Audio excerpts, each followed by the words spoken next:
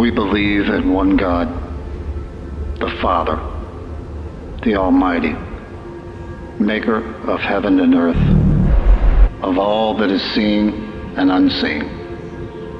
We believe in one Lord, Jesus Christ, the only Son of God, eternally begotten of the Father, God from God, light from light, true God from true God, begotten, not made, of one being with the Father.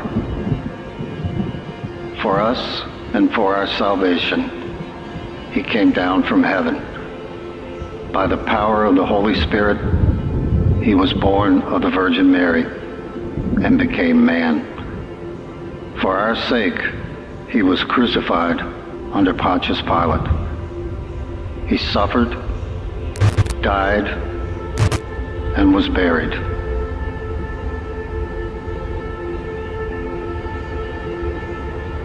On the third day, He rose again in fulfillment of the Scriptures. He ascended into heaven and is seated at the right hand of the Father. He will come again in glory to judge the living and the dead, and His kingdom will have no end. We believe in the Holy Spirit, the Lord, the giver of life, who proceeds from the Father and the Son, who with the Father and the Son is worshipped and glorified, who has spoken through the prophets. We believe in one holy Christian and apostolic church. We acknowledge one baptism for the forgiveness of sins, and we look for the resurrection of the dead and the life of the world to come. Amen.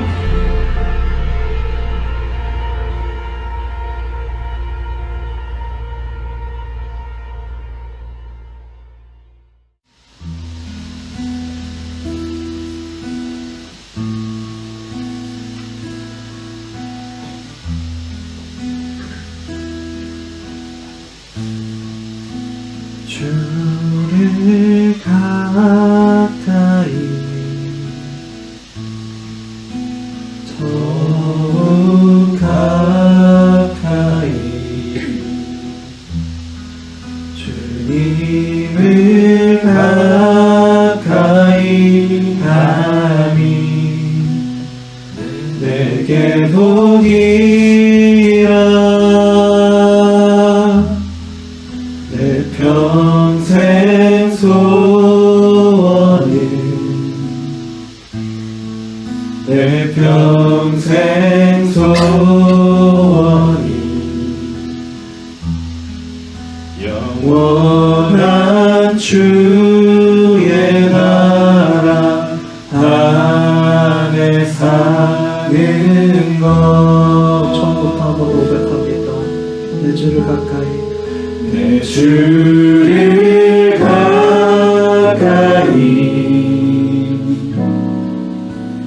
더욱 가까이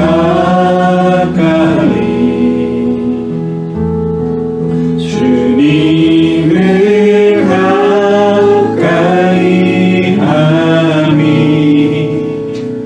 내게 보리라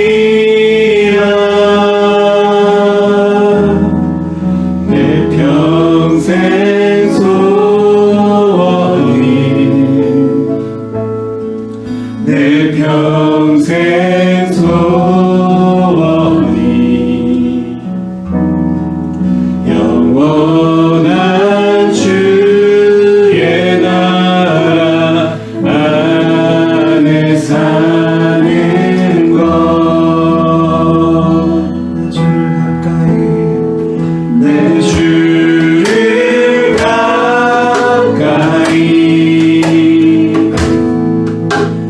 더욱 가까이 주님을 가까이 하니 내게 보리라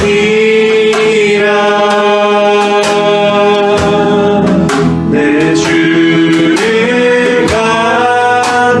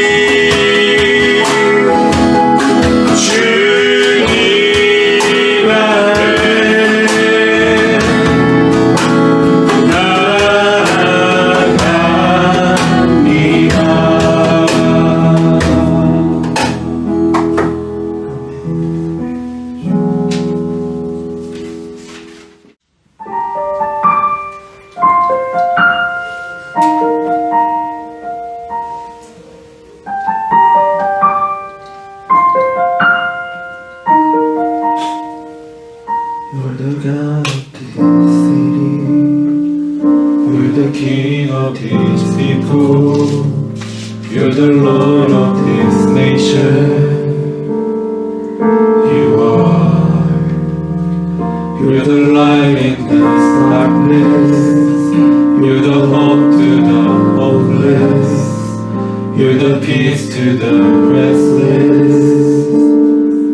You are. You're the God of this city. You're the God of this city. You're the King of these people.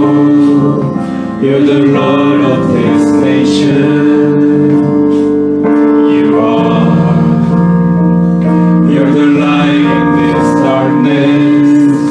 You're the hope to the hopeless. You're the peace to the restless. You are. There is no one like our God.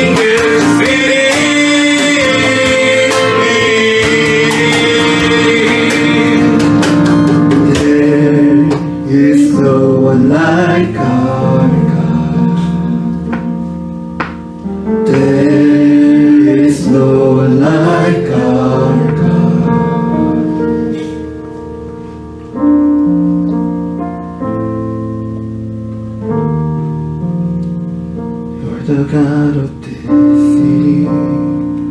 You're the King of this people. You're the Lord of this nation. You are. 우리 지금 한 가지 기도 제목 놓고 기도하기 원합니다.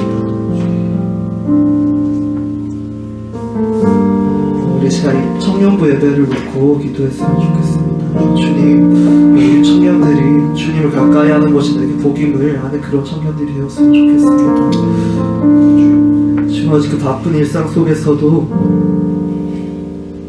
이 도시의 주 대신, 이 나라의 주 대신 주님을 바라보며 나아가는 우리 청년들 되게 원합니다. 주님, 그 주님을 우리 곁에 두기 원합니다. 주님, 우리 이 시간 기도할 때 우리 청년부 예배를 통해서 주님을 더욱 가까이 하고 주님을 내 삶의 주라고 고백할 수 있는 그런 청년들 되게 하시옵소서. 아멘. 우리 이 시간 이렇게 다 같이 기도하시겠습니다. 사랑해 주님 감사합니다. 이 시간 아버지 우리의 예배를 받으시는 하나님을 찬양합니다. 주님 예배 가운데 임하시는 주님을 아버지께 소망하고 받습니다.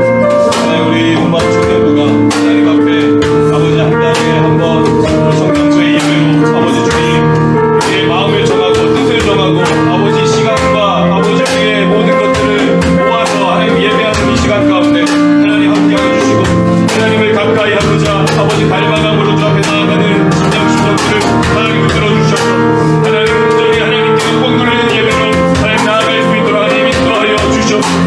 아버지 하나님 주님께서 우리가 살아가는 이 땅의 주인 되심을 아버지 우리의 주인 왕이심을 아버지 하나님 이 도시에 하나님 우리의 이 개발하는 이 모든 장소에 하나님께서 주 되시고 주님의 나라가 아버지 우리가 가는 곳에 이루어져 가기를 소망하며 이 시간에 예배하오니 이 예배 가운데 하나님의 나라가 임하게 하시고 아버지 주님을 함께 바라보며 주의 은혜를 구하니 아버지 예배가 될 수 있도록 하나님의 은혜를 베풀어 주시옵소서. 주님의 나라 주님의 뜻을 우리가 바라보고 갈망합니다. 하나님의 뜻 하나님을 갖길 소망하며 주님을 아버지 하나님 바라보며 나아갑니다. 하나님 주님의 뜻을 구하며 나아갑니다. 하나님 예배 가운데 아버지 하나님 찾아가셔서 우리의 왕 되어주시고 우리의 주인 되어주시고 홀로 영광 받아 주시옵소서. 우리의 찬양과 아버지 우리 경배를 주님 받으시기 합당하신 주님만을 바라보게 하여 주시옵소서.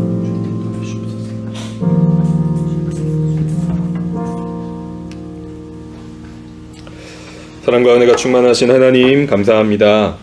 우리 온마음 청년부가 시간과 장소를 정해놓고 한 달에 한 번 우리 청년부의 예배로 주님 앞에 영광 들리고 또 예배하며 나아갈 수 있도록 인도하신 하나님 감사합니다. 하나님 이 예배 가운데 하나님 홀로 영광 받아주시고 우리의 마음과 뜻과 정성을 다해서 온전히 하나님만 바라보고 주의 말씀 가운데 다시 한번 우리의 영혼이 회복되어지며 배부르게 되고 또 목마른 것이 해결되는 그런 은혜를 허락하여 주시옵소서. 그리하여서 하나님 앞에 우리 각자의 삶 가운데 특별히 우리가 살아가는 이 땅, 이 에드먼튼 땅, 우리가 생활하는 모든 그 장소와 환경 가운데에서 하나님의 하나님 되심, 주 되심, 왕 되심을 우리가 선포하고 또 누리며 흘려보낼 수 있는 우리 한 사람 한 사람 모든 청년들 우리 모두의 삶이 될 수 있도록 하나님 함께 하시고 충만하게 임하여 주시옵소서. 이 예배 가운데 말씀하실 그 하나님 우리가 기대하고 소망하며 예수님의 이름으로 간절히 기도합니다. 아멘. 아멘. 우리 같이 말씀을 읽도록 하겠습니다. 오늘 함께 읽을 말씀은 누가복음 1장 1절에서 4절 말씀과 2장 1절에서 7절 말씀입니다. 자, 한 절씩 돌아가면서 읽을게요. 일단은 한글로만 읽겠습니다. 처음에 읽을 때는 한글로만 읽고 이따가 또 같이 찾아볼 때 영어도 확인하도록 하겠습니다. 제가 1절 읽고 여러분이 2절 읽고 돌아가면서 읽도록 하겠습니다. 우리 가운데서 일어난 일들에 대하여 차례대로 이야기를 엮어내려고 손을 댄 사람이 많이 있었습니다. 처음부터 말씀의 목격자로 전파자가 된 이들이 우리에게 전하여 준 대로 엮어냈습니다.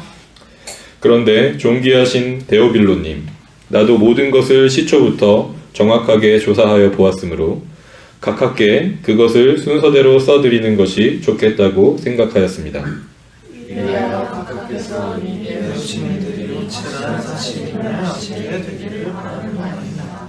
네, 2장 1절 읽겠습니다. 그때에 아우구스투스 황제가 칙령을 내려 온 세계가 호적 등록을 하게 되었는데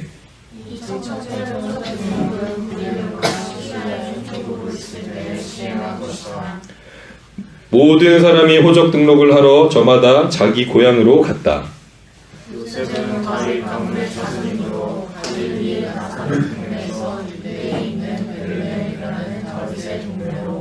자기의 약혼자인 마리아와 함께 등록하러 올라갔다. 그때에 마리아는 임신 중이었는데 그들이 거기에 머물러 있는 동안에 마리아가 해산할 날이 되었다. 같이 읽겠습니다. 마리아가 첫 아들을 낳아서 포대기에 싸서 구유에 눕혀 두었다. 여관에는 그들이 들어갈 방이 없었기 때문이다. 아멘. 우리가 믿는 확실한 사실이라는 제목으로 같이 하나님 말씀 나누도록 하겠습니다.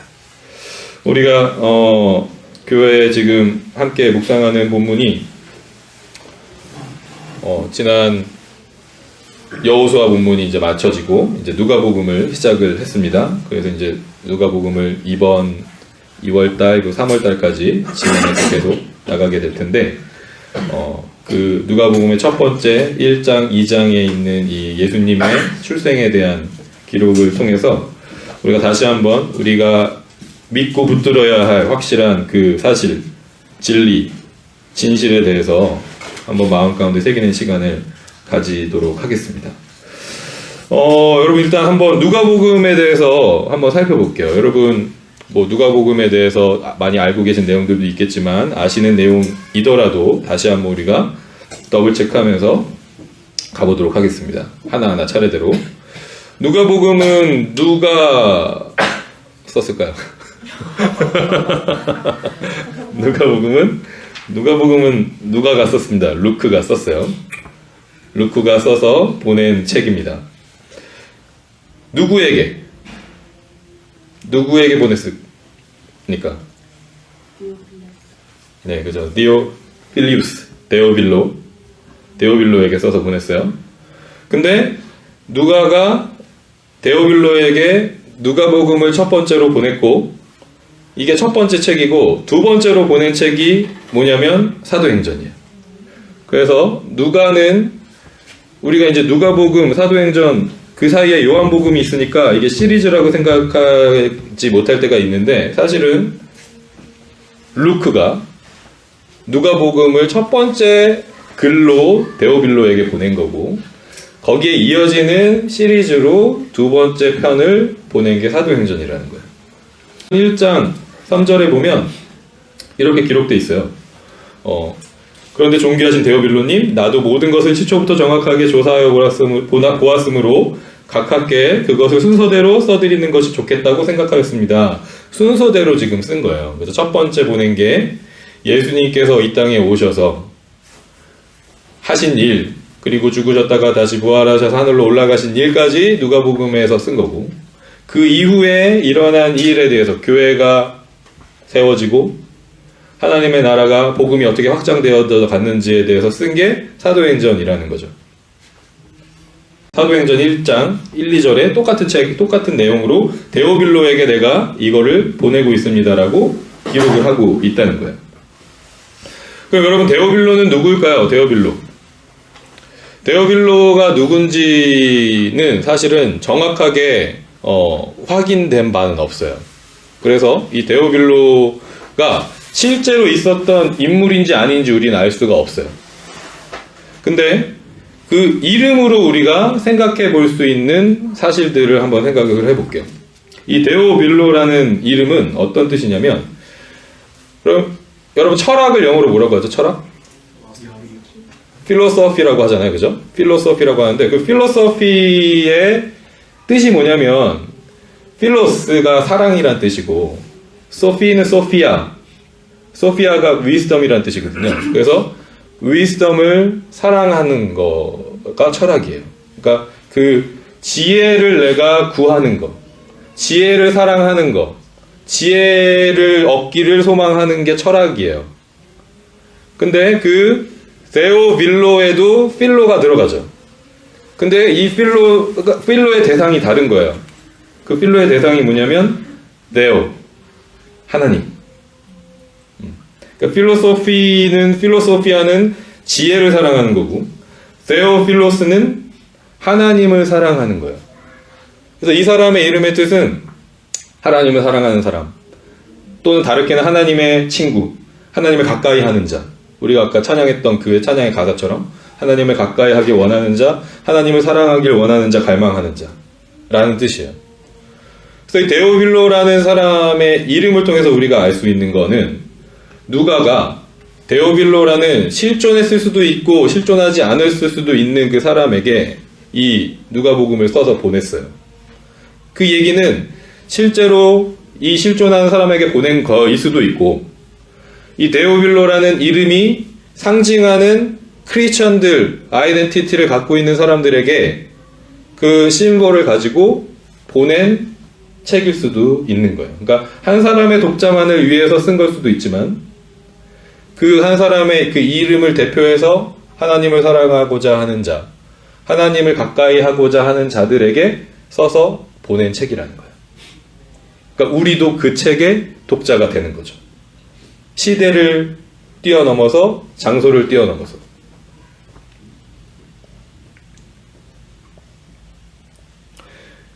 그리고 오늘 이제 본문에 데오빌로에게 보냈다고 하면서 그 이유와 목적을 명확하게 쓰고 있어요. 그 이유와 목적이 뭐냐? 데오빌로에게, 하나님을 사랑하는 자들에게 이 누가복음을 적어서 보낸 이유가 뭐냐? 이리하여 각하께서 이미 배우신 일들이 확실한 사실임을 아시게 되기를 바라는 바입니다.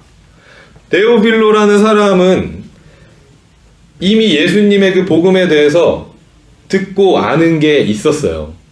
아예 처음 듣는 사람에게 지금 보낸 게 아니라 예수님의 그 이 땅에 오셔서 하신 일들에 대해서, 그 복음에 대해서 듣고 배운 것들이 있었어요.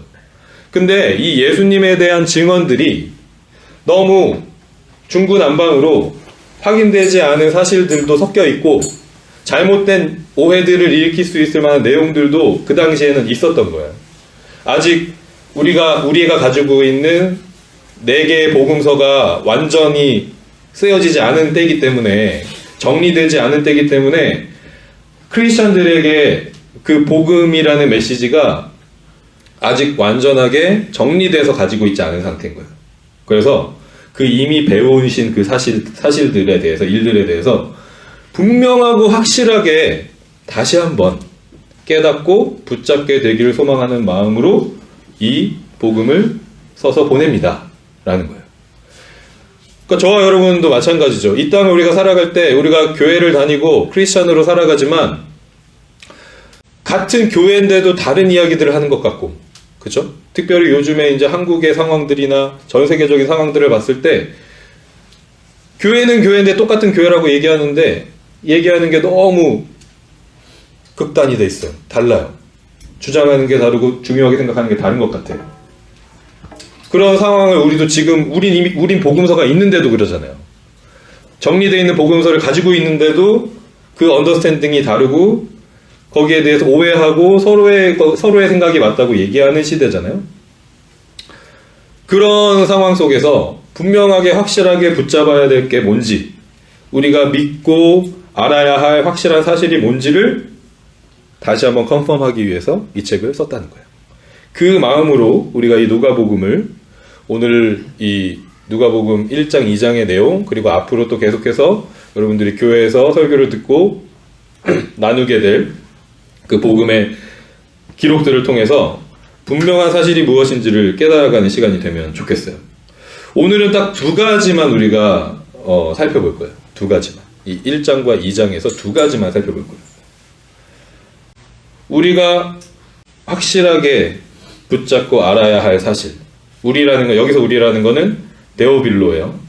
하나님을 사랑하는 사람이라는 전제로, 내가 하나님을 사랑하고자 하고 하나님을 가까이 하고자 하는 사람으로서 분명하게 알고 믿어야 하는 게 뭐냐? 첫 번째는 하나님 나라의 복음이에요. 하나님 나라의 복음. 너무 여러분 많이 들은 것 같고 진부한 얘기인 것 같지만 다시 한번 누가가 이 부분을 확실하게 짚고 가는 거예요. 자, 하나님 나라의 복음이라는 건 뭘까? 여러분, 하나님 나라의 복음이 뭐라고 생각하세요? 각자가 생각하고 이해하시는 정리된 생각들이 있으실 텐데, 그 당시에 로마 제국이라는 그 컨텍스트 안에서 이 누가가 보낸 이 기록을 본 사람들은 복음을 어떻게 이해했을까를 우리가 먼저 알 필요가 있어요. 로마 제국에도 복음이 있었어요. 로마 제국에 복음이 있었어요. 자, 로마 제국의 복음은 뭐냐면 황제의 아들이 태어난 거가 복음이었어요. 첫 번째는.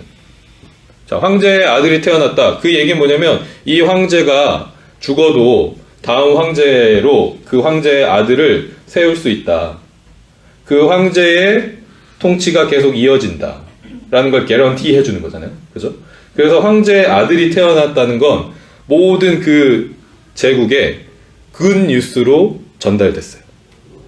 그게 로마 제국에서 good 뉴스라고 딱 생각하면 뭘 떠올리냐면 첫 번째는 황제의 아들이 태어났다. 두 번째 이어서 뭐냐면 그 황제의 아들이 새로운 황제로 enthroned 됐다. 세워졌다. 이제 황태자가 아니라 황제가 진짜 됐다. 새로운 황제로 등극했다. 그리고 세 번째는 뭐냐면 이 황제가 어떤 전투에서 그 전투를 잘 이끌어서 승리를 했다. 전쟁에서 이겼다. 그래서 우리 로마 제국이 계속해서 이 힘을 유지하고 이 평화를 유지한다. 로마 제국은 힘으로 평화를 유지했잖아요. 그죠? 힘을 가지고, 강력한 힘을 가지고 그 평화를 유지했는데 이 세 가지의 내용이 로마 제국의 복음의 핵심이었어요. 그래서 실제로 로마 사람들은 로마 황제가 메시아다, 크라이스트다 라고 고백했어요. 실제로. 왜냐하면 이 로마 황제를 통해서 우리가 로마의 그 신들과 좋은 관계를 맺고, 이 로마 황제는 그냥 왕으로서만 다스리는 게 아니라 실제로 로마 신들, 그 중에서도 이제 로마 신들 중에 가장 강력한 첫 번째 신이 누구예요? 제우스잖아요. 제우스에게 제사를 드리는 일을 제사장으로의 역할을 한 사람이 누구냐면 황제예요. 그래서 이 황제는 제사장이기도 한 거예요. 왕이기도 하고 제사장이기도 한 거예요. 익숙하죠, 우리에게도. 예수님이 크라이스트라고 했을 때 예수님이 제사장이시기도 하고 왕이시기도 하고 선지자이시기도 하다라는 뜻이라 그랬잖아요. 근데 그 타이틀을 예수님이 오시는 그 당시에 로마 제국에 누가 가지고 있었냐면 로마 황제가 가지고 있었다고요. 사람들은 다 그렇게 이해를 했어요. 크라이스트, 메시아? 그거는 황제지. 지금 로마 제국에서는 로마 황제가 우리의 메시아지. 그래서 이 로마 황제가 온 세상의 왕이야 라고 얘기하는 게 로마 제국의 복음이에요. 자, 요거를 이제 요 언더스탠딩을 가지고 그러면 하나님 나라의 복음은 뭐냐? 이대로 그대로 가지고 오는 거예요. 하나님께서 예수님을 이 땅에 보내시면서 그 복음을 설명하실 때 사람들이 처음 들어보는 그런 컨셉을 가지고 전하시게 하시지 않았어요. 그 당시에 사람들이 가장 익숙한 그 컬처와 아이디어를 가지고 복음에 대해서 설명하신 거예요. 자, 그러면 하나님 나라의 복음은 뭐냐? 하나님의 아들이 출생하는 거. 그죠? 하나님의 아들이 이 땅에 태어나는 거. 그리고 그 하나님의 아들이 왕으로서 세워지는 거. 그 왕으로서 세워지는 걸 어떻게 이제 성경에 기록하고 있냐면 동방박사들이, 메자이들이 와서 예수님께 경배하죠. 황금과 유황과 모략을 드려요. 그래서 예수님이 왕이심을 선포하고 고백해요. 그리고 예수님께서 세례를 받으실 때 무슨 일이 일어나냐면 하나님의 음성이 들려요. 이는 사랑하는 내 아들이다. 하나님의 아들이라는 거를 분명하게 컨펌해 주시죠, 하나님께서.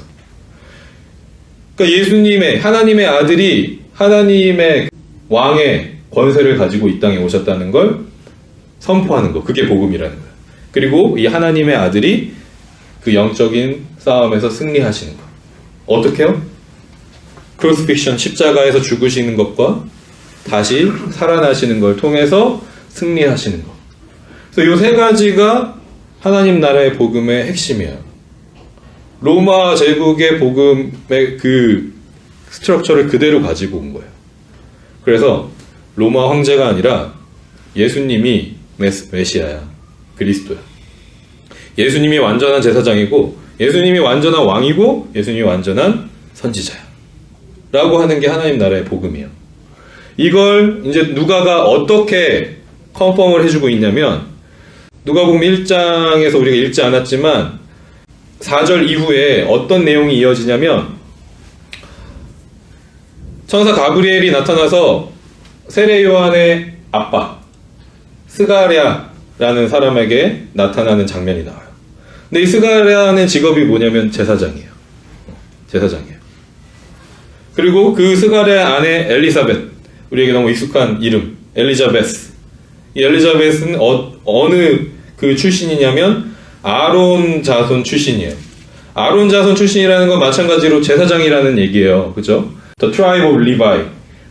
레위 지파의 자손, 제사장의 역할을 담당하기로 어사인된 자손들. 구약에서 하나님께서 다른 모든 12지파가 중요하지만 특별하게 더 중요하게 기록되어 있는 지파가 두 지파가 있다 그랬어요. 하나는 왕의 지파, 유다 지파, 그죠? 그리고 다른 하나는 제사장 지파, 레위 지파. 그래서 먼저 레위 지파에게 출생의 그 기적이 나타나요. 그리고 이 출생의 소식을 가브리엘이 뭐라고 얘기하냐면 굿뉴스라고 하는 거예요.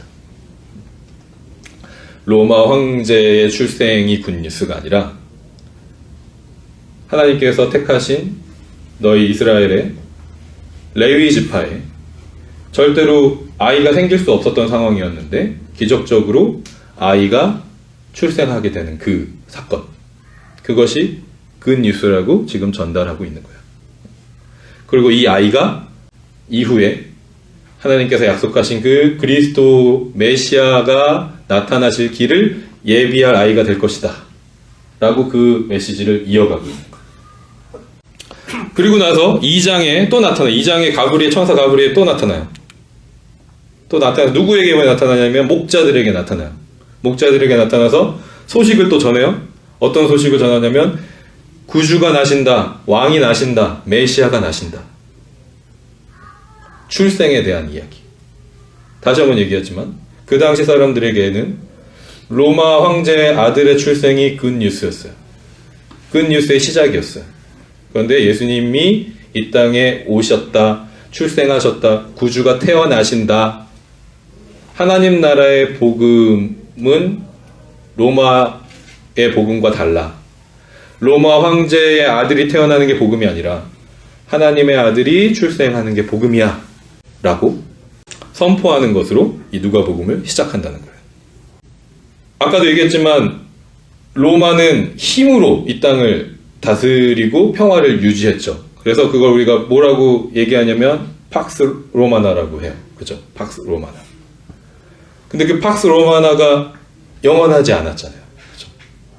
그리고 나서 또 이제 이어지는 이 세상의 평화는 팍스 브리타니카, 영국의 평화. 자, 한번 여기 이 기간을 한번 보세요. 팍스 로마나는 한 200년 갔어요. 그죠? 팍스 브리타니카는 한 100년 정도 지속됐어요. 그거에 이어서 이제 팍스 아메리카나의 시대를 우리가 살아가고 있는데 아직 100년이 안 됐죠? 근데 요즘 뉴스들을 보면 팍스 아메리카나가 이제 곧 끝날 것 같지 않아요? 그러니까 우리가 그냥 이 세상을 바라봤을 때, 뉴스들을 듣고 상황들을 봤을 때 언젠가는 이 팍스 아메리카나도 끝날 수밖에 없구나라는 걸 이제 우리가 조금씩 체감하게 되는 시대인 것 같아요. 뭐 아직 끝났다라고 얘기할 수는 없지만. 그러니까 어쨌든 이 팍스 로마나, 팍스 브리타니카, 아메리카나는 다 끝난다는 거예요. 그리고 나서 또 이 세상의 힘을 의지한 어떤 팍스 썸띵이 나오겠죠. 뭐 차이나가 될 수도 있고. 그런데 모든 세대를 뛰어넘어서 변하지 않는 확실한 그 사실이 있다는 거예요. 예수 그리스도께서 이루신 평화, 하나님 나라의 평화. 예수님이 이 땅에 오셔서 완전한 제사장으로, 왕으로, 선지자로 사셨고 죽으시고 부활하시고 하늘로 올라가셨다가 마지막에 다시 오신다라는 이 복음. 이 복음이 우리가 반드시 확실하게 붙잡고 잊지 말아야 할 복음이라는 걸 누가가 처음에 이 누가복음을 시작하면서 컨펌하고 있는 거예요. 이게 첫 번째 확실한 사실입니다. 첫 번째 확실한 사실. 여러분, 우리가 다시 한번 이 부분 반복해서 성경을 계속 얘기하고 있는데 이 부분을 계속해서 우리의 마음 가운데 새기고 붙잡을 수 있으면 좋겠어요. 두 번째로 가겠습니다. 두 번째로. 두 번째는 뭐냐면, 두 번째 확실한 사실은 뭐냐면, 그 복음을 그러면 어떻게 살아낼 것인가, 그 방법이 뭔가에 대한 사실이에요. 그 방법이 뭔가. 예수님께서 이제 4장에서 실제적으로 사역을 시작하시는 장면이 누가복음에 나와요. 그때 회당에 들어가셨어요. 시나고그에 들어가셔서 회당에서 원래 하듯이 성경을 찾아서 읽으세요. 그 당시에 성경이라는 건 우리가 지금 얘기하는 구약 성경이죠. 신약 성경은 아직 없으니까. 구약 성경의 그 내용을 예수님께서 읽으시는데 누가복음 4장 18절 19절에서 이거 한번 같이 읽어볼까요? 18절 19절 같이 읽겠습니다. 시작. 주님의 영이 내게 내리셨다. 주님께서 내게 기름을 부으셔서 가난한 사람에게 기쁜 소식을 전하게 하셨다. 주님께서 나를 보내셔서 포로된 사람들에게 해방을 선포하고 눈먼 사람들에게 눈뜸을 선포하고 억눌린 사람들을 풀어주고 주님의 은혜의 해를 선포하게 하셨다.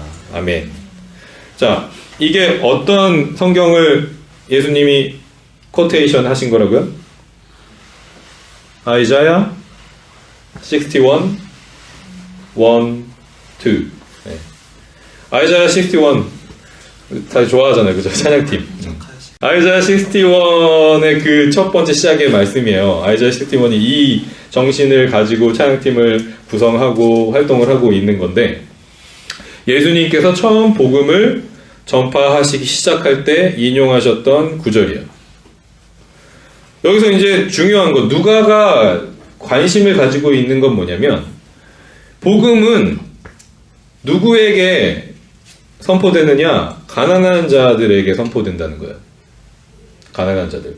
물론 이 가난한 자들이라는 거는 우리 경제적으로, 물질적으로 가난한 사람 플러스 영적으로 가난한 사람들, 하나님을 가까이 하고자 하는 사람들을 다 포함하지만, 실제적인 그 가난에 있는 사람들도 그 중심에서 절대 배제하지 못한다라는 걸 강조해요, 계속해서. 그래서 뭐라고 하냐면, 주의 은혜의 날이 선포된다. 주의 은혜의 날. 이 주의 은혜의 날이라는 건 구약에 나오는 그 희년, 주빌리를 얘기하는 건데, 완전한 해방, 가난한 자들, 붙잡힌 자들, 억눌려 있던 사람들이 그 희년에 완전 리셋돼서 온전한 해방을 누리는 것, 자유를 누리는 것, 그 자유를 선포하기 위해서 예수님이 이 땅에 오셨다. 그걸 완성하기 위해서 내가 왔다라는 게 복음이라는 거예요. 그래서 구약 성경에서 계속해서 강조돼서 내려왔었던 그 정신을 그대로 가지고 온 거거든요. 예수님이 오셔서 갑자기 새로운 걸 인벤트 하신 게 아니에요.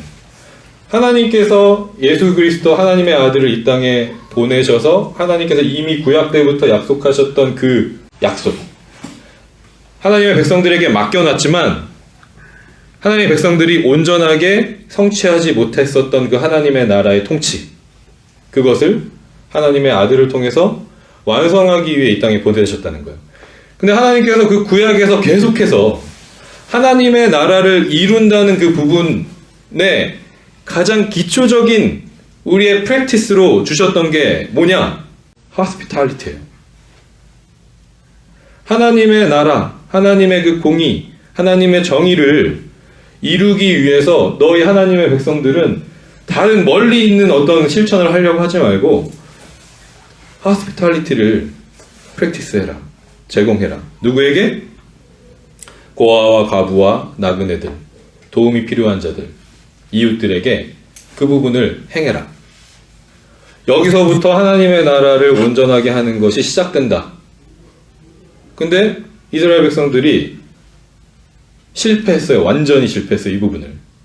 겉으로 하나님을 예배하는 거, 성전에 나가서 하나님을 예배하고 찬양하고 하는 거는 기가 막히게 잘했는데 삶 속에서 각자의 삶의 자리에서 이 부분은 완전히 실패했어요.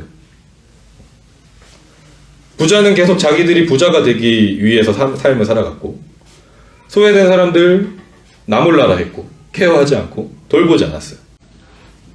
그런데 오늘 이 누가복음 1장과 2장을 통해서 이 부분이 어떻게 이 복음이 선포되어지는 것, 예수님의 이 출생 스토리를 선포하는데 이 부분이 어떻게 나타나고 있는지를 보여주고 있어요. 자, 여러분 한번 잘 보시면 이 예수님의 출생 이야기에 대한 기록을 보면 호스피탈리티를 제공한 이름 없는 사람이 등장해요. 누구에게? 요셉과 마리아에게. 이제 막 배가 불러서 아이가 태어날 때가 됐는데 마침 자기들이 원래 살던 그 나사렛에서 출생을 할 수가 없게 된 거잖아요. 그죠? 왜 그랬냐면 황제가 너네 다 그 호적 등록해, 센서스에 참여해. 원래 너네 고향으로 가서 그 고향에서 너네 다시 레지스트레이션을 다시 해. 인구를 정확하게 확인하기 위해서 명령을 내렸어요. 그래서 이 요셉과 마리아가 이스라엘의 북쪽이요, 나사렛은 이스라엘 북쪽에서 가운데를 지나서 거의 남쪽까지 유다 땅까지 오게 되는 거예요. 베들레헴까지 자기 고향으로 와야 되니까. 그러면 살고 있는 땅에 물론 고향은 맞지만 살고 있었던 곳이 아니잖아요. 그러니까 여기 오면 나그네가 되는 거예요. 머물 곳이 없어. 근데 마침 또 그곳은 다 이제 센서스를 하러 왔으니까, 레지스터를 하러 왔으니까 갑자기 사람들이 많아질 거잖아요. 머물 곳이 없는 사람들이 많아질 거잖아요. 그래서 방이 없었어요. 여기 기록해 보면 방이 없었어요.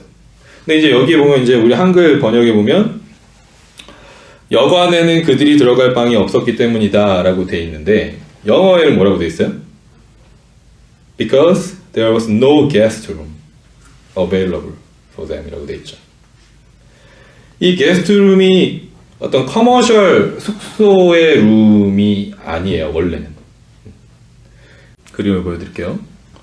이게 티피컬한 그 당시 그 지역, 이스라엘 사람들이 살던 그 지역의 집의 구조예요. 여기 보면 기본적으로 이제 패밀리 리빙 룸이 있어요. 지금은 우리가 이제 뭐 리빙룸 따로 있고 베드룸 따로 있고 이렇지만 옛날에는 우리 한국도 마찬가지고 그냥 한 방에 가족이 다 살았잖아요.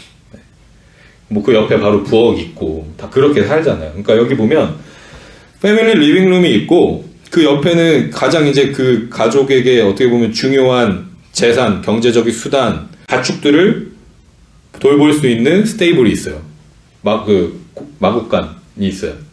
그리고 방과 그 스테이블 사이에 뭐가 있냐면 메인저스가 있어요. 구유, 그러니까 말이나 소나 가축들이 밥 먹는 그 통이 있는 거예요. 그러니까 요게 구조가 이렇게 돼 있어요.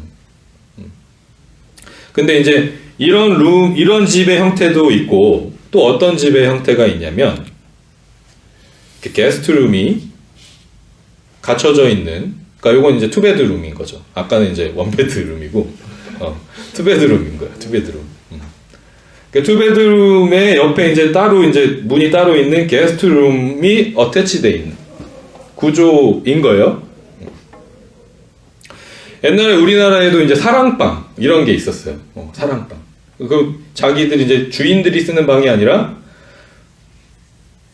때때마다 이제 손님들이 왔을 때 제공해 주는 방. 손님들이 머물 수 있도록 제공해 주는 방. 그런 사랑방의 개념이 이 중동 땅, 이스라엘 지역 그쪽에도 옛날부터 있었던 그 트레디션인 거예요. 커스텀인 거예요. 여기는 지금도 이런 그 커스텀을 가지고 있어서 기본적으로 이제 중동에 있는 사람들 같은 경우는 누군가 나그네들, 손님들이 왔을 때 잘 모르는 사람이더라도 그 hospitality를 제공하는 정신을 가지고 있어요. 여전히. 그게 부자든지 가난한 사람이든지. 그러니까 오래전부터 조상들로부터 이어받았었던 그 전통을 가지고 있어서 지금도 그런 일들을 하고 있어요.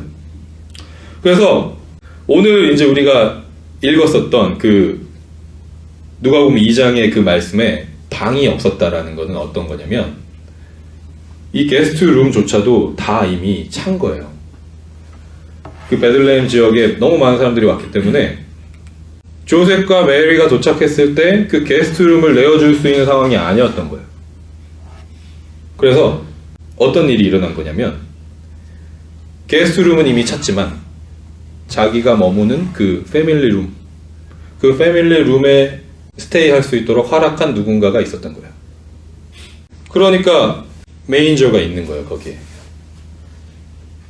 예수님이 태어났을 때 메인저에 거기 이제 뭐 우리가 생각할 때는 물론 이제 왕의 보좌를 비교했을 때는 좀 누추한 곳이죠. 그런데 그 누추함을 우리가 포커스하는 거가 또 다른 의미가 있을 수 있지만 지금 오늘 우리가 이 누가복음을 통해서 확인하게 되는 건 뭐냐면 손님을, 나그네를, 도움이 필요한 사람을 외면하지 않고 자기의 그 스페이스까지도 제공해서 머물 수 있게 했었던 이름조차 알 수 없는 누군가의 그 호스피탈리티가 있었다는 거예요. 그리고 재밌는 건, 여러분 재밌는 사실은 뭐냐면 누가복음 우리가 같이 지금 쭉 보는 거기 때문에 누가복음 2장에서 지금 나온 이 게스트룸이라는 단어가 또 언제 나오냐면 누가복음 22장에 나와요.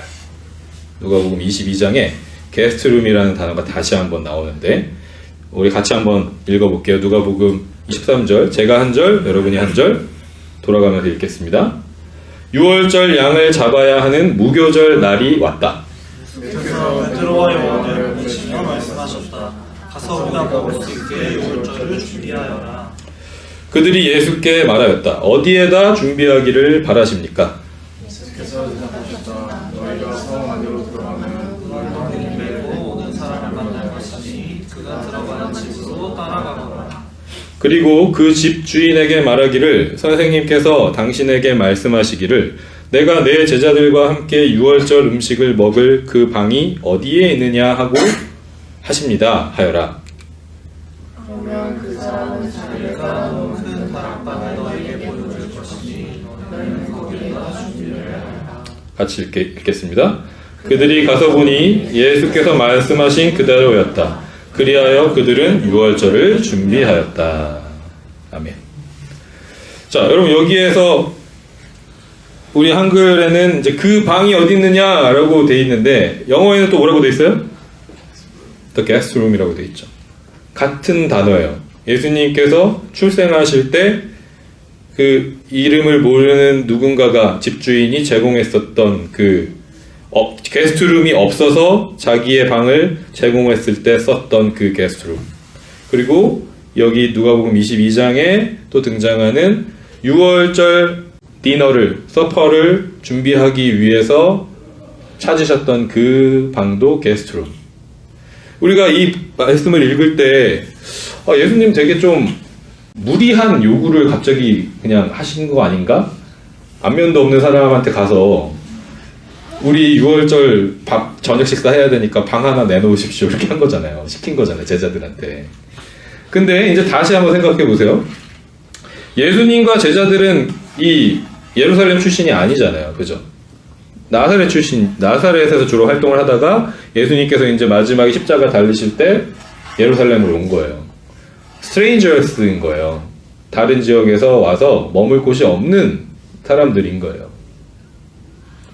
그래서 그 당시 사람들에게는 그냥 그 정신으로 가지고 외지에서 지금 머물 수 있는 곳이 없는 사람들이 왔네. 물론 예수님은 이미 그 당시 유명했으니까 예수님이 유명했으니까 이 사람이 그 방을 내준 거라고 우리가 생각할 수도 있겠지만 그것 이전에 예수님의 그 유명세와 이런 것들 떠나서 예수님과 예수님의 제자들이 우리가 이 저녁을 머물 장소가 필요합니다 라고 애스크했을 때 그 부분을 어떤 무례한 요구로 받아들이거나 한 게 아니라는 거예요.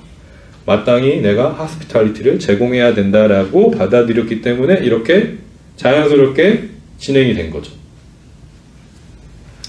그러면 자 보세요. 예수님의 그 출생 그리고 예수님께서 죽으시기 전에 자신의 그 살과 피를 대표하는 그 빵과 잔을 나누시는 그 일이 다 어디에서 일어난 거냐면 이름도 알 수 없는 누군가들이 제공한 그 하스피탈리티를 통해서 그 장소를 제공하고 머물 수 있는 곳, 또 그곳에서 식사할 수 있는 곳을 제공한 그 환대와 접대를 통해서 이루어졌다는 거예요. 누가는 지금 이 복음을 시작할 때 첫 번째로 확실하게 우리가 붙잡아야 될 사실이 뭐냐라고 했을 때 하나님 나라의 복음은 이거다. 로마 황제가 그리스도가 아니라 예수 그리스도가 하나님의 아들이시고 그리스도다 라는 그 트루스를 확실히 붙잡기를 원했고, 두 번째는 이 복음이 성취되는 일에는 이미 하나님께서 이스라엘 백성들에게 하나님 나라의 그 통치, 그 정의를 이루는 방법으로 가장 기초적인 그 프랙티스로 알려주셨던 그 호스피탈리티를 제공했었던 이름 모를 그 사람들을 통해서 하나님이 그 일을 행하셨다라는 거. 그게 복음이라는 거. 그래서 우리가 하나님 나라의 그 복음은 우리의 행동 없는 추상적인 하나님을 향한 사랑과 예수 그리스도를 나의 왕으로 고백하는 것, 내가 성령님과 동행하기를 원합니다. 실제적인 실천이 없는 그런 고백으로 하나님의 나라의 복음이 이루어지지 않는다라는 걸 얘기하는 거예요. 그게 아니라 하나님 나라의 그 복음은 우리가 뭔가를 행할 때 이루어지는데, 그 행함이라는 게 뭐냐? 그 행함의 핵심이 뭐냐? 호스피탈리티를 제공하는 거예요. 누군가에게. 특별히 가난한 자들, 갇힌 자들, 고아와 가부와 나그네들, 우리의 이웃들. 그리고 한국교회, 특별히 이민교회가 캐나다든지 미국이든지 어디든지 이렇게 세워지게 되면 자연스럽게 하게 되는 사역들이 있어요. 어떤 사역들이냐면 이민을 오거나 유학을 오거나 한 그 동포들이 머물 수 있는 공간을 제공하고 먹이고 돕고 하는 일들을 하죠. 그러니까 이 부분은 사실 너무 중요한 성경적인 가치가 있는 사역인 거예요. 그런데 이제 문제는 뭐냐면 그 부분이 너무 이제 우리 사람만 챙기고, 또 이제 그 도움을 받으러 오는 사람들도 그 실제적인 도움만을 관심을 가지고 그 부분만 채워지기를 소망하는 그런 마음에서 끝나는 경우가 이제 문제가 되는 거죠. 교회도 그 부분에만 너무 포커스를 하다 보니 그 동기가 이제 사람들이 많이 와서 교회가 성장하고 이런 쪽으로 가다 보니 또 문제가 되는 거고. 그런데 그 정신 자체, 그 사역 자체는 너무 중요하고 필요하고 우리가 계속해서 이어가야 되는 사역이라는 거예요. 그리고 거기에서 더 확장해서 우리 코리안 이미그런트들만 서브하는 게 아니라 이제 우리가 이민교회라는 컨셉에서 또 이제 확장이 돼서 이민교회로 시작을 했더라도 이 로컬 안에서 하나님의 나라를 또 세워가고 만들어가고 또 확장해가는 일에 관심을 또 이제 가져야 되는 거죠.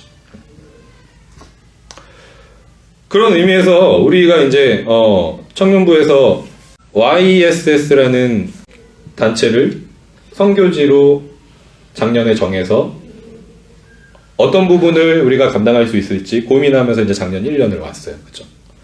여러분 뭐 정확하게 어떤 단체인지 잘 모르시는 분들도 계실 거기 때문에 그냥 아주 간단하게만 말씀을 드리면,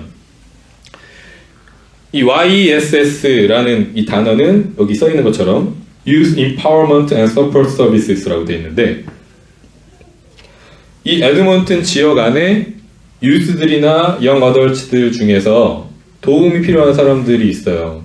실제로 이제 홈리스인 경우도 있고, 유스 때부터 중독이나 이제 드럭이나 이런 그런 부분에서 좀 힘들어하는 케이스들도 있고, 그런 유스들이나 또 청년들에게 일정 기간 머물 수 있는 장소도 제공을 하고, 그리고 장소만 제공해 주는 게 아니라 다시 이제 교육을 해서 재활할 수 있도록, 만약에 중독 증상이 있는 친구들이라면 그 부분을 잘 또 이제 벗어날 수 있도록 도와주는 교육도 하거나 아니면 직업 교육도 하거나 그런 일을 하는 단체예요.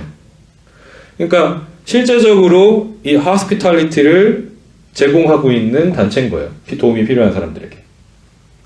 그러니까 우리가 작년에 이 YSS를 결정을 할 때도 어떤 이야기들을 우리가 했었냐면 직접적인 복음의 메시지를 그 사람들에게 이렇게 전하는 데는 제한이 있을 수 있어요. 왜냐하면 여기 사회단체이기 때문에 종교성을 띠고 있지 않기 때문에 그런 부분은 어려울 수 있지만 실제로 우리가 이 로컬 커뮤니티 안에서 하나님의 나라의 사랑과 정의를 같이 프랙티스하고 흘려보내는 차원에서 이 YSS가 우리 청년들이 또 또래 청년들도 있을 수 있으니까 그 부분에서 적절한 선교지가 될 수 있겠다라는 마음으로 우리가 정하게 됐던 거고, 사실은 이제 방금도 얘기했지만 우리가 크리스천 밸류를 가지고 완전히 이 YSS와 그걸 공유하면서 가긴 힘들 수 있어요.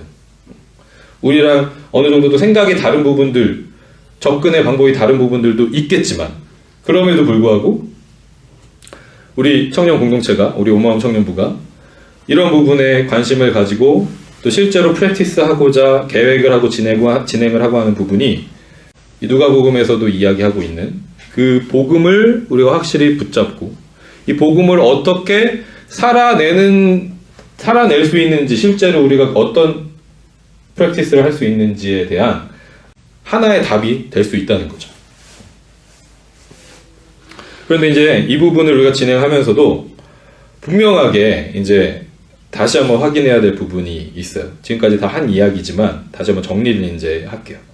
우리는 이 두 가지를 다 온전하게 잘 이해하고 또 믿음의 실천을 할 수 있어야 돼요. 하나님 나라의 그 복음에 대해서, 그 하나님 나라의 복음을 살아내는 것에 대해서.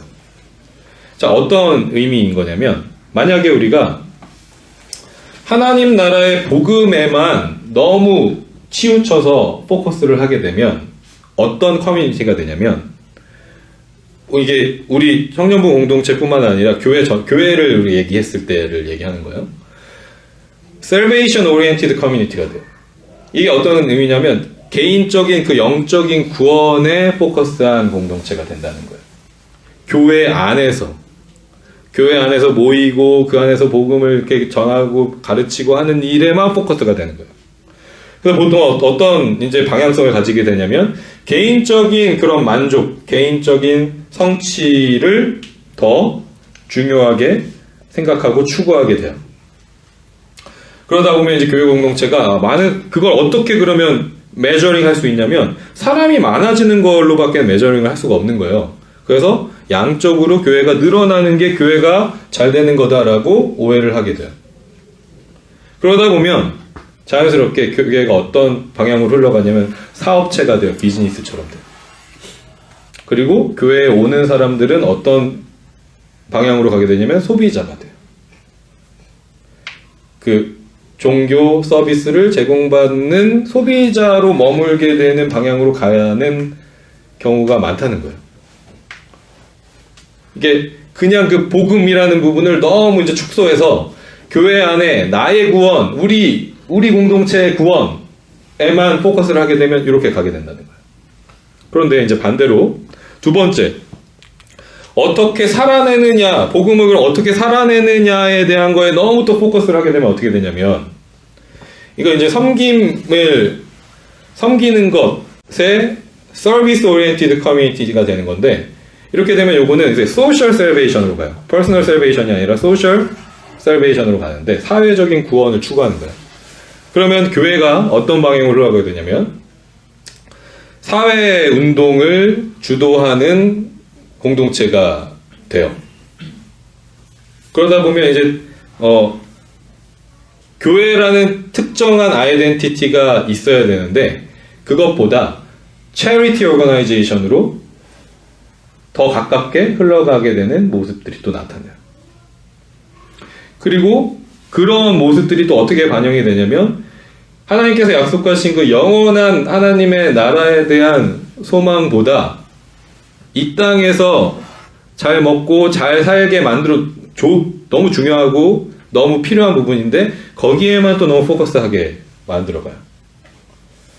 그렇게 하다 보면 또 어떤 일들이 이제 마지막에 가장 이제 우려가 되는 부분들이 어떤 부분으로 나타나냐면 많은 다른 이제 사회단체나 종교단체와 협력을 하는 관계를 가지면서 그런 네트워킹이 계속 생기면서 종교적으로 다원주의로 흘러가게 되는 방향성으로 또 가게 돼요. 그러니까 이 두 가지 극단적인 상황을 우리가 분명하게 인지를 하고 교회가 그럼 어디에 있어야 되느냐 두 가지를 다 잘해야 되는 거예요. 첫 번째와 두 번째를 다 잘해야 되는 거예요. 그 어떤 것도 포기할 수 없는 거라는 거예요. 왜? 오늘 우리 누가복음에서 확실하게 알기를 바랍니다라고 기록하고 던졌었던 두 가지 주제가 그거잖아요. 그죠? 복음의 그 진리. 이 세상은 완전한 평화를 줄 수 없어. 로마 황제가 메시아가 아니야. 미국 대통령이 메시아가 아니야. 예수 그리스도가 완전한 우리의 구원자, 메시아 그리스도예요. 라는 그 진리. 그 고백이 있는 사람들이라면 그 하나님 나라의 가장 기초적인 그 하나님 나라를 살아내는 가장 기초적인 그 프랙티스, 호스피탈리티를 어떻게 하면 우리가 잘 제공할 수 있을까? 고민하고 실천하고 계획하고 하는 부분을 놓치면 안 된다는 거예요. 어떻게 하다 보니까 이제 제가 여러분 본문은 다르지만 비슷한 메시지를 계속 우리 공동체 안에서 청년부 공동체 안에서 나누게 되는 것 같아요. 이제 또 하나님께서 또 다른 또 이제 방향으로 이끌어 가시는 그 메시지를 주시는 때가 분명히 있겠지만 우리가 모이는 것에도 힘쓰고 흩어져서도 하나님의 나라를 나누는 그런 방향성으로 가자고 우리가 작년부터 계속 지금 얘기하고 있어요. 특별히 이제 작년에 우리가 모이는 부분에 많은 포커스를 하고 빌드업하는 과정이었다면 이제 올해는 그 모이는 부분을 계속해서 붙잡고 가면서 이제 흘려보내고 흩어져서 살아내는 부분에 어떻게 우리가 행해 갈 수 있는지를 또 이제 같이 고민하고 계획하고 진행하는 2025년이 되기를 우리가 바라는 마음으로 가고 있고 우리 저번 총회 때도 우리 회장 후보로 나와주신 청년 우리 형제 자매들도 같은 그런 이야기들을 해주셨던 걸로 기억을 해요. 하나님께서 분명히 우리를 그렇게 이끌어 가고 계시다라고 믿어지는 부분들이 그런 부분이라고 생각해요. 저를 통해서 뿐만 아니라 여러분 안에서도 우리가 이제 좀 모이는 것에서만 만족하지 말고 흩어져서 어떻게 살아갈 수 있는지 특별히 또 이제 교회 바깥에서 어떻게 하나님의 나라를 우리가 세워갈 수 있을지 그 부분을 계속해서 고민하게 하시고 기도하게 하시고 갈망하게 하신다고 생각해요. 이 부분 우리가 행함에 있어서 오늘 우리에게 했던 두 가지 확실한 사실을 다 같이 붙잡기를 소망합니다. 여러분 잊지 마시고 하나님 나라의 복음과 그 하나님 나라의 복음을 살아내는 방법에 대해서 이 누가복음 1장과 2장에 누가를 통해서 우리에게 하나님을 사랑하고자 하는 사람들, 하나님을 가까이 하고자 하는 사람들, 그 데오빌로들에게, 저와 여러분들에게 전달했었던 그 메시지가 우리 한 사람 한 사람에게 온전히 새겨지고 또 묵상되어져서 우리 공동체가 함께 그 길을 갈 수 있는 2025년이 되기를 소망합니다. 아멘. 우리 같이 찬양하고 기도하는 시간 갖도록 하겠습니다.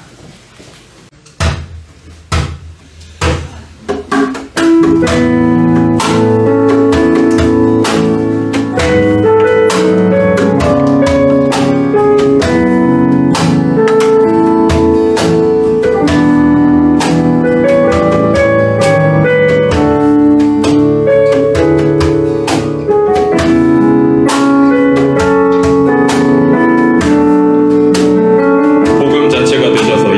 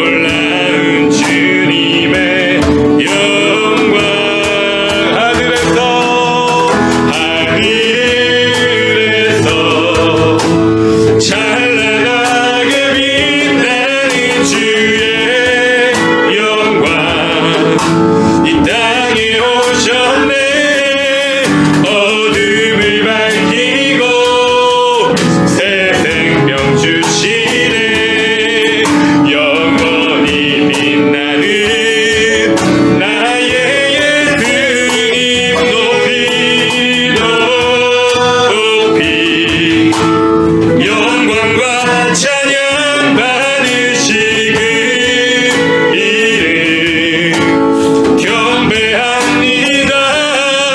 슬픔을 거두고 내게 자유 주시네. 기쁨의 노래를 영원한 우리 일어나서 한 번 더 찬양하겠습니다. 하늘에서 찬란하게 하늘에서 찬란하게 빛나는 주의 영광 이 땅에 오셨네. 어둠을 밝히고 새 생명 주시네. 영원히 빛나는 나의 예수님 높이 영광과 찬양 받으시길 이름 경배합니다. 슬픔을 거두고 내게 자유 주시네. 기쁨의 노래를 영원한 나의 빛 예수께 우리 두 손 들고 높이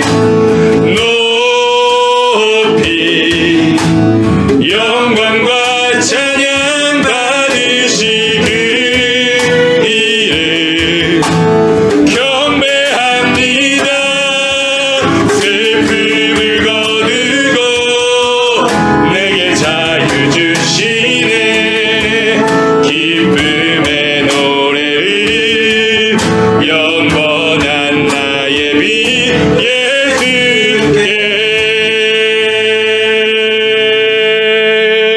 예수께.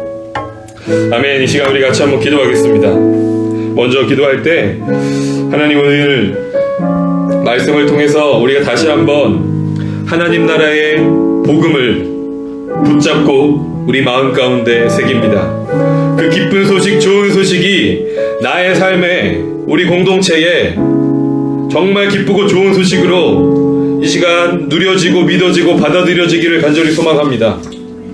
천사 가브리엘을 통해서 세례 요한의 출생과 아기 예수님의 출생을 기쁜 소식으로 전하셨던 하나님, 로마 황제가 그 권력이, 그 나라의 힘과 부가 우리에게 평화를 주는 것이 아니라 예수 그리스도, 우리를 위해 이 땅에 오신 완전한 제사장, 왕, 선지자이신 그 주님의 그 십자가와 부활, 그 복음이 모든 세대와 장소를 뛰어넘는 유일한 진리고 복음임을 우리의 심령과 우리의 마음 가운데 온전히 받아 누릴 수 있도록 인도하여 주시옵소서.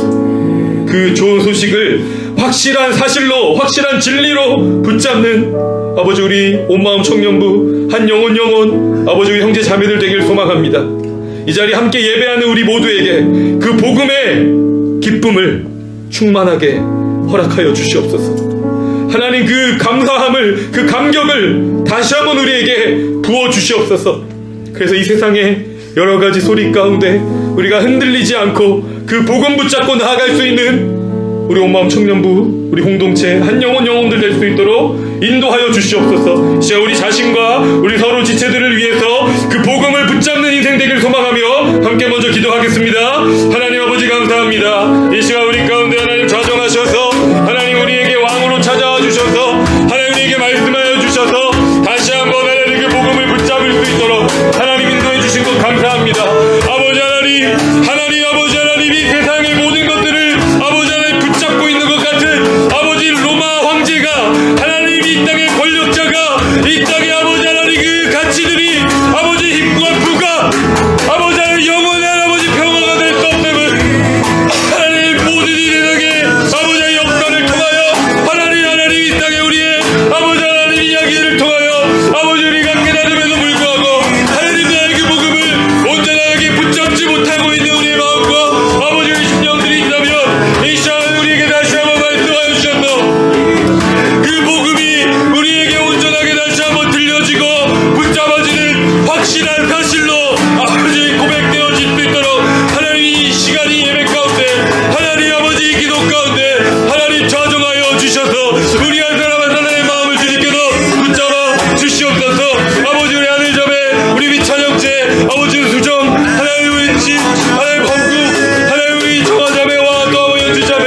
하나님도 우리 하늘, 하나님 우리 부장 집사님과 하나님 우리 성철 형제, 하나님 우리 성주 형제, 우리 미래 자매와 하나님 아버지 하나님 주성 형제, 아버지 우리 지연, 하나님 또 이 자리에 없지만 함께 아버지 우리가 나아가는 우리 한 영혼들, 하나님 아버지 우리 청년들, 아버지 그 마음과 아버지 의심 가운데 하나님 가져가여 주셔서 온전히 하나님의 나라를 붙잡고 그 복음을 붙잡고 이 세상의 가치 가운데에서 흔들리지 않는 믿음으로 주님을 바라보며 나아갈 수 있는 한 영혼을 낼 수 있도록 하나님 인도하여 주시옵소서. 하나님 붙잡아 주시옵소서. 주님의 은혜를 구합니다. 하나님 아버지 역사하시고 인도하여 주시옵소서. 주님 인도하여 주시옵소서. 우리 한 번 더 기도하겠습니다. 주님, 우리가 그 복음만을 확실한 사실로 붙잡는 것이 아니라 그 복음을 살아내는 방법, 우리 믿음의 실천, 우리의 신앙의 그 생활, 교회 공동체뿐만 아니라 우리에게 하나님께서 맡겨주신 이 땅, 이 지역, 우리가 대부분의 삶을 보내고 있는 우리의 가정, 우리의 직장, 우리의 학교, 하나님 그 삶의 자리에서 하나님 나라의 그 복음을 어떻게 살아내야 하는지 우리에게 가르쳐 주신 그 방법을 온전히 붙잡게 하여 주시옵소서. 그 방법이 멀리 있지 않다라는 것을 우리에게 말씀해 주셔서 감사합니다. 고아와 과부와 나그네들, 영적으로 마음이 상하여 도움이 필요한 자들, 가난한 심령들, 그들에게 하나님 나라의 그 호스피탈리티를 제공하고 또 섬기는 것, 그것으로부터 하나님 나라의 그 복음이 성취되는 그 역사 가운데 있었다는 것을 우리 마음 가운데 온전히 새기게 하여 주시옵소서. 이름도 적혀있지 않은 그 무명의 사람들을 통해서 예수 그리스도의 출생과 예수 그리스도의 그 죽으심과 부활하심이 예비되고 성취되었음을 오늘 말씀을 통하여 우리가 바라봅니다. 우리 삶에 어떻게 보면 사소한 것 같은, 아무도 주목하지 않는 것 같은 상황 가운데 있을 때에도 우리가 하나님의 자녀로서, 하나님의 백성으로서 우리에게 맡겨주신 영혼들에게 하나님의 그 사랑과 은혜를 흘려보낼 수 있는 믿음의 선한 그 실천들이 있을 수 있도록 우리 한 사람 한 사람들에게 하나님 힘과 능력을 더하여 주시옵소서. 그 하나님을 사랑하는 마음, 이웃을 사랑하는 그 마음을 하나님 충만하게 부어 주시옵소서. 특별히 우리 청년부 공동체에게 또 YSS라는 단체를 또 함께 섬기고 또 후원할 수 있는 그런 인도하심 우리에게 허락하심을 믿습니다. 하나님, 우리가 함께 기도함으로 준비하게 하시고 실천하게 하시고 우리 온마음 청년부 공동체가 그 하나님의 인도하심과 그 계획 가운데 하나님의 나라를 우리 서로가 충만하게 기쁘게 누리고 정말 기쁨과 감사함으로 그 하나님의 나라를 우리가 있는 곳에서 세워갈 수 있는 우리 아름다운 하나님의 청년들, 우리 온마음 청년부의 공동체가 될 수 있도록 하나님 2025년 우리를 그렇게 이끌어가 주시옵소서. 우리 한 번 더 기도하겠습니다. 하나님 아버지 감사합니다. 이 시간 아버지 하나님 우리에게 아버지 하나님 말씀하여 주시고 인도하신 그 말씀 안에 우리가 거하길 소망합니다. 아버지 하나님 하나님의 그 복음을 우리가 붙잡아 아버지 이 땅을 살아갈 때에 하나님 그 복음을 어떻게 살아낼 것인가, 하나님 우리에게 아버지 하나님 그 방법까지 또 알려주셔서 하나님 아버지 하나님 우리의 믿음의 실천으로 또 행해 나아가도록 주님 인도하셨음을 믿습니다.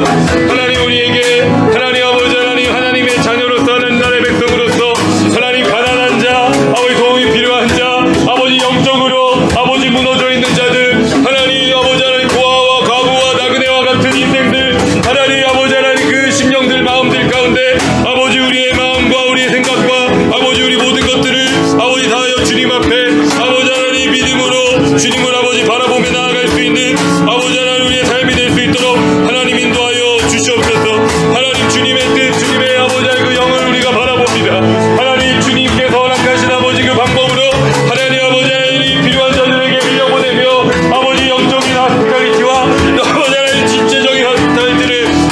반대하고 적대하며 하나님 우리의 삶의 자리에서 아버지 하나님 실천하며 나아갈 수 있는 아버지 우리 한 사람 한 사람 영혼들 될 수 있도록 하나님 인도하여 주시고 주님의 나라 주님의 뜻을 아버지 우리가 이뤄갈 수 있도록 하나님 이끌어 주시옵소서. 아버지 하나님 우리 공동체 안에 하나님 그 마음 그 뜻으로 하나 될 수 있도록 하나님 인도하여 주시옵소서. 아름다운 하나님의 청년들로 아버지 공동체로 우리가 세워져 가길 소망합니다. 하나님 역사하시고 인도하셔서 온전히 주님을 바라보고 온전히 하나님을 아버지 하나님 묵상하며 아버지 주님의 뜻 안에 거할 수 있는 우리의 삶 될 수 있도록 하나님 인도하여 주시옵소서. 주님의 나라 주님의 뜻을 구합니다. 하나님 아버지 주님의 아버지 그 영광이 아버지 우리 안에 아버지 있기를 간절히 소망합니다. 하나님 아버지 은혜를 베풀어 주시고 하나님 아버지 역사하여 주시옵소서. 하나님 인도하여 주시옵소서. 주님의 나라 주님의 뜻을 아버지 하나님 우리가 이뤄갈 수 있도록 아버지 하나님 주님의 아버지 그 마음을 아버지 하나님 온전히 아버지 행하여 나갈 수 있도록 하나님의 능력과 아버지 성령으로 우리를 충만케 하여 주시옵소서. 이 시간 하나님을 바라보고 아버지 하나님 우리 심령 가운데 하나님께서 역사하시고 인도하실 줄 믿습니다. 하나님의 영으로 충만하게 채우실 줄 믿습니다. 우리 모두에게 하나님 마음을 아버지 허락하셔서 인도하여 주시옵소서. 아버지 기도함으로 아버지 준비하게 하시고 계획하게 하시고 하나님 주님의 뜻을 함께 바라보며 나아갈 수 있도록 하나님 인도하여 주시옵소서. 주님의 은혜를 구합니다. 하나님의 영으로 임하여 주시기를 간구합니다. 하나님 역사하여 주시옵소서. 주님의 나라로 이 가운데 하나님 좌정하여 주시옵소서. 주님 이끌어 주시옵소서.